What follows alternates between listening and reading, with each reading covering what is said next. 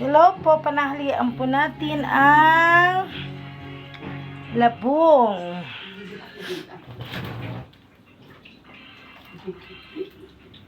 Yan po. Yan po, nilagay ko na ang bawang, sibuyas, kamatis. Siyempre, lulutuin po natin yan bago natin lalagay ang labong.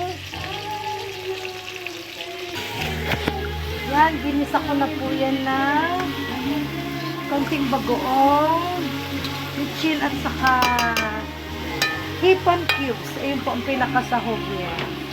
Hipon cubes. Ayan guys, nilagay ko na po yung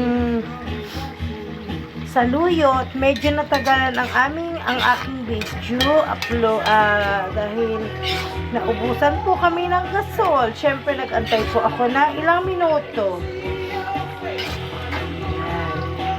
Yummy na naman ang aming palanghalian dahil gulay.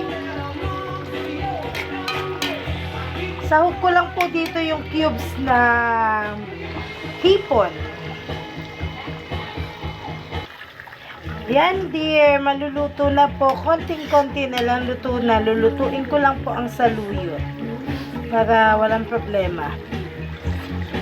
Misa kasi pag hindi naluto ang saluyot, sabi nila nakakapagtae. Kaya dapat kailangan maluto ang saluyot. Yan lang po ang simpleng ulam namin sa tanghali at simpleng tips, recipe para sa saluyot at labong.